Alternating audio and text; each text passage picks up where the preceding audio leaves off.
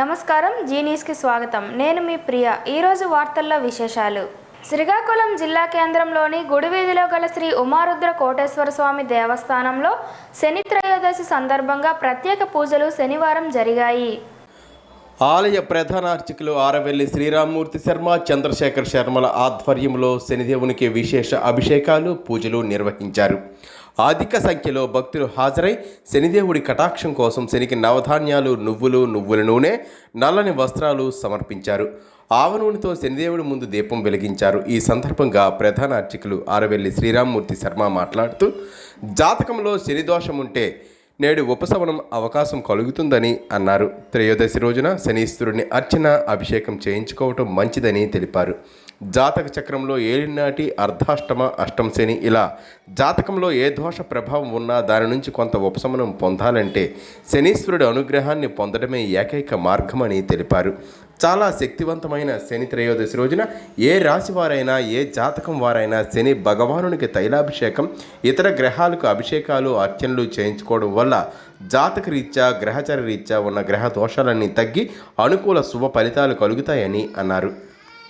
అధికారులు, ప్రజాప్రతినిధులు సమన్వయంతో పనిచేయాలని, రూరల్ మండలాన్ని రాష్ట్రంలోనే నెంబర్ 1 మండలంగా తీర్చిదిద్దుకునేలా ప్రతి ఒక్కరూ కృషి చేయాలని శ్రీకాకుళం ఎమ్మెల్యే గొండు శంకర్ పిలుపునిచ్చారు. నగరంలోని ఎంపీడీఓ కార్యాలయంలో ఎంపీపీ అంబటి నిర్మల అధ్యక్షతన శనివారం మండల సర్వసభ్య సమావేశం నిర్వహించారు. ఈ సమావేశంలో ప్రభుత్వ పథకాలపై సమీక్ష నిర్వహించారు. ఈ సందర్భంగా ఎమ్మెల్యే శంకర్ మాట్లాడుతూ, ఇప్పటికే ప్రారంభించిన పనులను అసంపూర్తిగా నిలిపివేయవద్దని, వాటిని పూర్తి చేయాలని, బిల్లులు చెల్లించే బాధ్యత తనదని కాంట్రాక్టర్లకు సూచించారు. నైరా, కల్లేపల్లి గ్రామాల్లో ఎస్సీ సామాజిక భవన నిర్మాణాలను కూడా పూర్తి చేయాలని చెప్పారు. ఫేజ్ 1, 2లో తవ్విన రోడ్లను నిర్మాణం పూర్తి చేయాలని సూచించారు. అలాగే మధ్యలో నిలిపివేసిన పనులకు సంబంధించి జిల్లా పరిషత్ నుంచి నిధులు రావాల్సి ఉంటే ఆ నిధులను తెప్పించాలని జడ్పీటీసీ రూప దివ్యకు సూచించారు. గత ప్రభుత్వం అభివృద్ధిని పూర్తిగా విస్మరించిందని, గ్రామాల్లో కనీస మౌలిక సదుపాయాల కల్పన కూడా చేయకుండా ప్రజలను గాలికి వదిలేసిందని అన్నారు. గ్రామాల్లో పూర్తి స్థాయిలో మౌలిక వసతులు కల్పించే దిశగా తాను సహాయ సహకారాలు అందిస్తానని అన్నారు. తన గ్రామాలకు సమన్వయంతో అభివృద్ధి చేసుకుందామని, ప్రభుత్వ పనులకు కాంట్రాక్టర్ల ముందుకు రావాలని చెప్పారు. రాగోలు పంచాయతీని కార్పొరేషన్ పరిధిలోకి తీసుకొచ్చి అభివృద్ధి చేయాలన్న ఆలోచన తనకు ఉందని, ఆ గ్రామంలో సర్వే నిర్వహించి ప్రజల అభిప్రాయాన్ని తెలుసుకోవాలని అన్నారు. ఈ సమావేశంలో EOPRD Prakashrao, incharge MPDO Satyanarayana, MROs Ganapathirao, ZPTC co-option సభ్యులు, మండలంలోని ఎంపీటీసీ సభ్యులు, సర్పంచులు, అధికారులు హాజరయ్యారు. సృష్టికి మూలం అమ్మవారు అని శ్రీ బాలా త్రిపుర సుందరి కాలభైరవుణ్ణి భక్తి శ్రద్ధలతో కొలిస్తే కోరిన కోరికలు సిద్ధిస్తాయని శ్రీకాకుళం ఎమ్మెల్యే గొండు శంకర్ అన్నారు. నగరంలోని బలగలోని నాగావళి నదీ తీరాన వెలిసిన శ్రీ బాలా త్రిపుర సుందరి కాలభైరవ ఆలయంలో గణేష్ గురువు ఆధ్వర్యంలో శ్రావణమాస పూజలు శుక్రవారం ఘనంగా నిర్వహించారు. ఈ సందర్భంగా అమ్మవారిని 5 లక్షల గాజులతో ప్రత్యేకంగా అలంకరించారు. అదేవిధంగా అమ్మవారికి 120 రకాల పిండి వంటలతో నైవేద్యాలు ఏర్పాటు చేశారు. ఈ పూజా కార్యక్రమాల్లో పాల్గొన్న గొండు శంకర్, స్వాతి దంపతులు అమ్మవారికి ప్రత్యేక పూజలు నిర్వహించారు. ఈ సందర్భంగా ఎమ్మెల్యే శంకర్ మాట్లాడుతూ, ఈ పీఠానికి గొప్ప శక్తి ఉందని, అమ్మవారిని భక్తితో కొలిచే వారికి సకల శుభాలు కలుగుతాయని చెప్పారు. తాను ఎమ్మెల్యే కాకముందే అనేకసార్లు ఆలయాన్ని దర్శించుకుని అమ్మవారికి ప్రత్యేక పూజలు, హోమాలు నిర్వహించినట్టు చెప్పారు. ఆలయ పరిసరాలు ప్రశాంత వాతావరణంలో ఉంటూ ఆధ్యాత్మిక శోభకు నిదర్శనంగా నిలుస్తుందని, ఆలయాన్ని సందర్శించిన వారికి మానసిక ఉల్లాసం కలుగుతుందని అన్నారు. ఆలయంలో అధిక సంఖ్యలో మహిళలు పాల్గొని అమ్మవారికి కుంకుమ పూజలు నిర్వహించారు. ఈ పూజా కార్యక్రమాల్లో ఆలయ అధ్యక్షులు రెడ్డి గిరిజాశంకర్, సాధు రామారావు, రామకృష్ణ, చిట్టి విష్ణు, రంజిత్, జగన్ స్వామి పీఠం సేవకులు పాల్గొన్నారు. కార్యక్రమ నిర్వహణలో సహకారం అందించారు. వాలంటీర్స్కి న్యాయం చేయాలని, అందరికీ ఉద్యోగ భద్రత కల్పించాలని ఏఐవైఎఫ్ రాష్ట్ర సహాయ కార్యదర్శి మొజ్జోడ యుగంధర్, ఏపీ వాలంటీర్ అసోసియేషన్ రాష్ట్ర అధ్యక్షులు జగదీష్లు అన్నారు. వాలంటీర్లకు న్యాయం చేయాలని రాష్ట్ర ప్రభుత్వం నుండి బకాయి పడ్డ 2 నెలల గౌరవ వేతనాన్ని మంజూరు చేయించాలని, రాజీనామా చేసిన వాలంటీర్లను బలవంతపు రాజీనామాలుగా గుర్తించి తిరిగి విధుల్లోకి తీసుకోవాలని వారు అన్నారు. ఈరోజు శ్రీకాకుళం క్రాంతి భవన్లో ఒక ప్రకటన విడుదల చేశారు. వాలంటీర్లకు న్యాయం చేయాలని, వాలంటీర్లకు 10,000 జీతం ఇస్తామని, అలాగే ఉద్యోగ భద్రత కల్పిస్తామని ఇచ్చిన వాగ్దానాన్ని తక్షణమే ఎంప్లాయ్మెంట్ చేయాలని, రాష్ట్రంలో ఉన్నటువంటి గడిచిన 2-3 నెలల నుంచి జీతభత్యాలు నిలిచిపోయాయని, తక్షణమే విధులు నిర్వహిస్తున్న వాలంటీర్లకు వారి జీతాన్ని తక్షణమే ఇప్పించాలని, ఎలక్షన్ల సమయంలో 1,00,000 పైచీలకు వాలంటీర్లు రాజీనామాలు చేశారని, అట్టి రాజీనామాల్ని బలవంతపు రాజీనామాలుగా పరిగణనలోనికి తీసుకొని తక్షణమే వారిని విధుల్లోకి హాజరు కావాల్సిందిగా ఆదేశాలు ఇప్పించాలని కోరారు. తమ సమస్యల్ని రాష్ట్ర ప్రభుత్వానికి విన్నవించుకోవడం జరుగుతుందని తెలిపారు. ఎన్నికల్లో ఇచ్చిన హామీ ప్రకారం వాలంటీర్స్కి న్యాయం చేయాలని, 10,000 రూపాయల గౌరవ వేతనం ఇచ్చి వాలంటీర్స్కి ఉద్యోగ భద్రత కల్పించాలని కోరారు. ఈ కార్యక్రమంలో శ్రీకాకుళం జిల్లా ప్రధాన కార్యదర్శి కోన శ్రీనివాసరావు, స్థానిక వాలంటీర్లు రాంబాబు, కిషోర్ పాల్గొన్నారు. నా పేరు ఎంఏ గుందర్, ఏఐఎఫ్ రాష్ట్ర సహాయ కార్యదర్శి. ఈరోజు రాష్ట్ర వ్యాప్తంగా వాలంటీర్లు 2,60,000 మంది ఈరోజు వాలంటీర్స్గా పనిచేశారు. ప్రభుత్వం, వైఎస్ఆర్ ప్రభుత్వం కూడా. అందులో ఎలక్షన్ ముందు 1,08,000 మంది రాజీనామాలు చేసి ఎలక్షన్ ఎన్నికల్లో పాల్గొని ఒత్తిడి చేశారు వైసీపీ ప్రభుత్వం. ఎమ్మెల్సీలు, ఎమ్మెల్యేలు, ఎంపీలు కూడాను. వాళ్ళు ఆ బాధలు తప్పక ఈ 1,08,000 మంది రాజీనామా చేసి ఎలక్షన్ క్యాంపెయిన్లో పాల్గొన్నారు.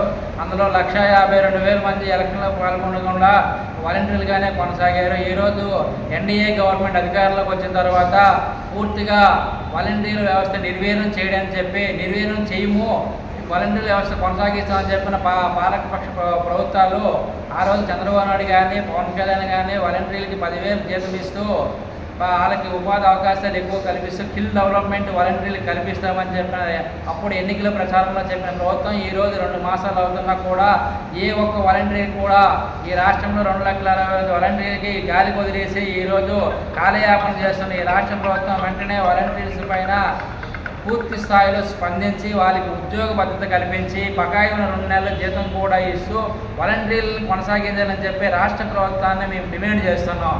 అలాగే ఈ రాష్ట్రంలోన రాజీనామా చేసిన 1,08,000 మంది, అలాగే రాజీనామా చేయని 1,52,000 మంది కూడా పూర్తిగా ఉద్యోగాలు తీసుకొని వాలంటీర్ వ్యవస్థను కొనసాగించాలని చెప్పి ప్రభుత్వాన్ని మేము కోరుతున్నాం. పశ్చిమ బెంగాల్ రాష్ట్రం కోల్కతాలోని ట్రైనీ వైద్యురాలపై అత్యాచారం చేసి హత్య చేసిన ఘటన దేశవ్యాప్తంగా సంచలనం రేపిన విషయం తెలిసిందే.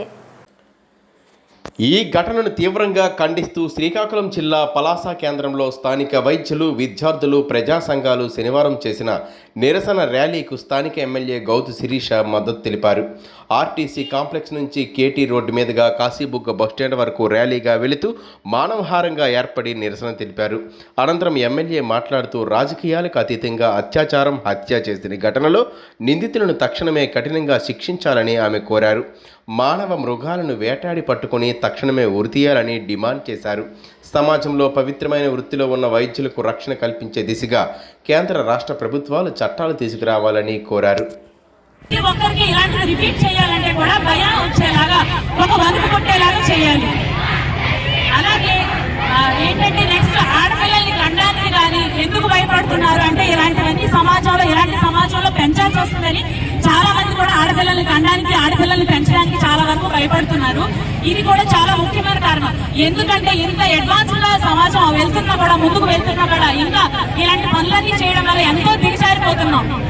ఆంధ్రప్రదేశ్ రాష్ట్ర న్యాయ సేవాధికార సంస్థ వారి ఆదేశాల మేరకు జిల్లా ప్రధాన న్యాయమూర్తి, జిల్లా న్యాయ సేవాధికార సంస్థ వారు స్థానిక జిల్లా కోర్టు భవనం నందు జిల్లా పోలీసు అధికారులతో, ఎక్సైజ్ అధికారులతో సమావేశం ఏర్పాటు చేశారు. రాబోయే లోక్ అదాలత్లో రాజీ పడదగ్గ క్రిమినల్ కేసులు, ఎక్సైజ్ కేసులను ఎక్కువ చేయాలని కోరారు. కక్షిదారుల మధ్య రాజీయ మార్గమని, దీని ద్వారా ఇరు పార్టీలకు న్యాయం చేకూరుతుందని, తద్వారా ఇరు పార్టీలు విజయం సాధిస్తారని పేర్కొన్నారు. ఈ కార్యక్రమంలో భాగంగా ఎస్ఎం పనికుమార్, 4వ అదనపు జిల్లా జడ్జి, జిల్లా కార్యదర్శి, న్యాయ సేవాధికార సంస్థ ఆర్ సన్యాసినాయుడు, ఫ్రేమ్ కాజల్, additional superintendent of police, excise అధికారులు, public prosecutors CH Satyanarayana, Nagabhushan Rao పాల్గొన్నారు.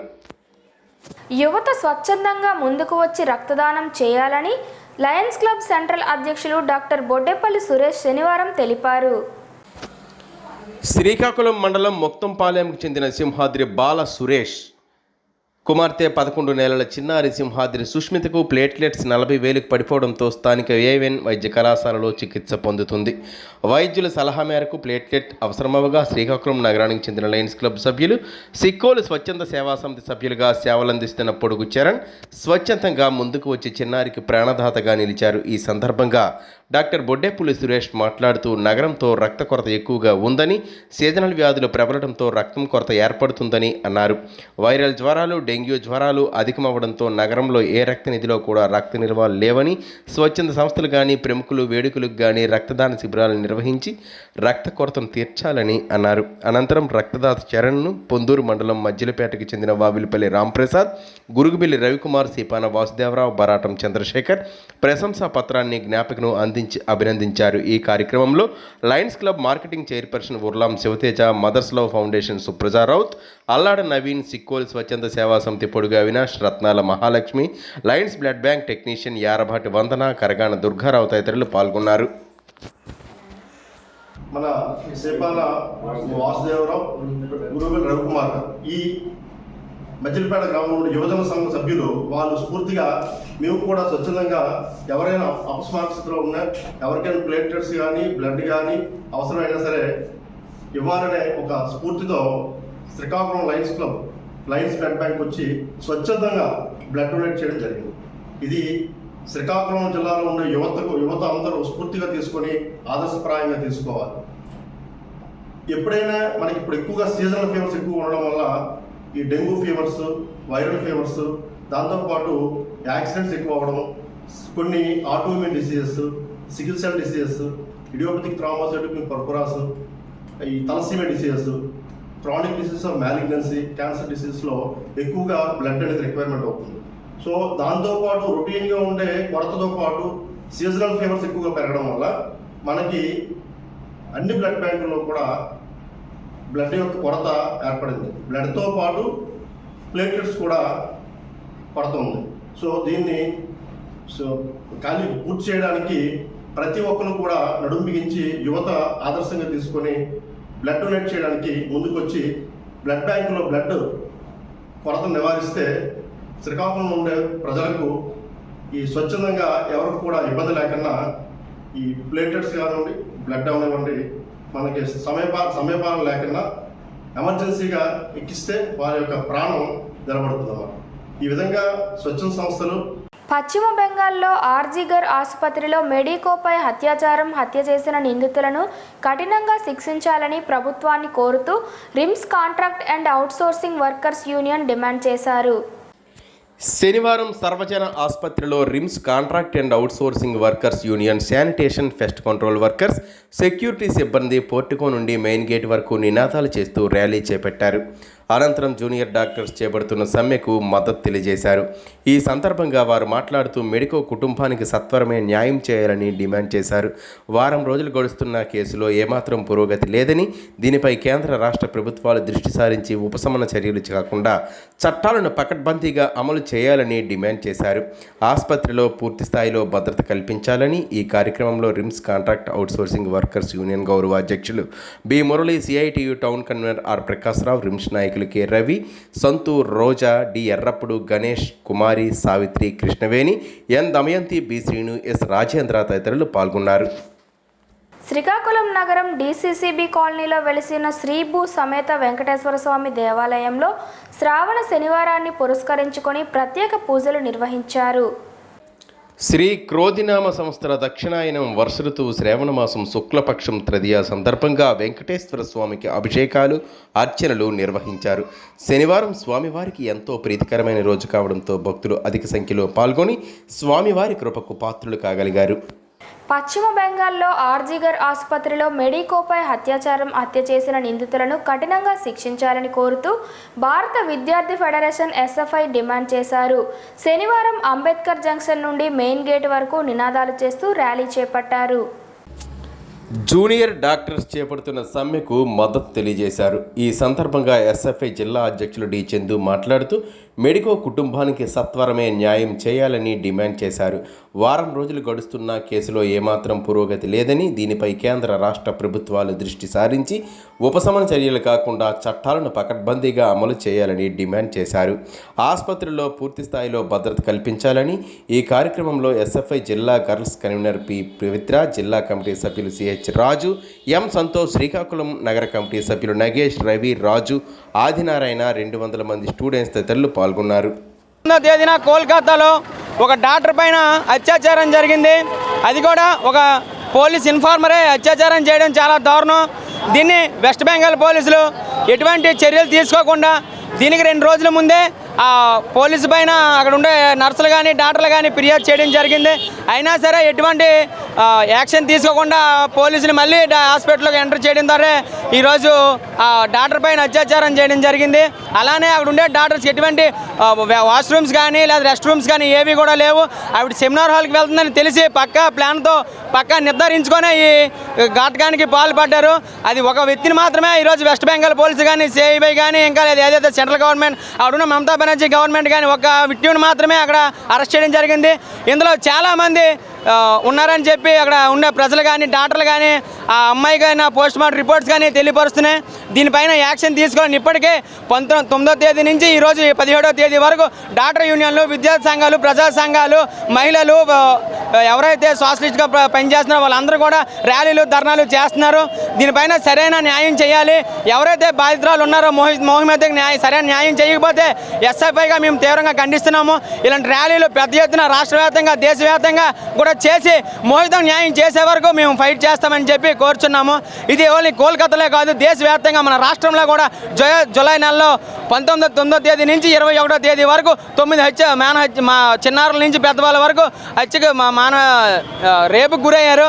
వాళ్ళకు కూడా న్యాయం చేయాలి. అలాగే దేశవ్యాప్తంగా కూడా హర్యానాలో, పంజాబ్లో, కాశ్మీర్లో కూడా ఇలాంటివి జరుగుతున్నాయి. వీటన్నింటినీ కూడా సెంట్రల్ గవర్నమెంట్ దృష్టికి తీసుకెళ్ళి ఖచ్చితంగా వీళ్ళకి ఎన్ని యాడ్స్ ఉన్నా సరే ఇవేమి కూడా లేకుండా ఖచ్చితంగా ఎవరైతే దీనికి చేశారో వీళ్ళమైన ఉరి శిక్ష కఠినంగా శిక్షించాలి. ఆ శిక్షతో ఈ దేశ ప్రజలందరికీ కూడా ఇలాంటివి చేస్తే మరి ఎవరికి కూడా న్యాయం జరుగుతుంది. ఇలాగ చేయకూడదని చెప్పి సరైన శిక్ష వేస్తారని కోరుచున్నాం.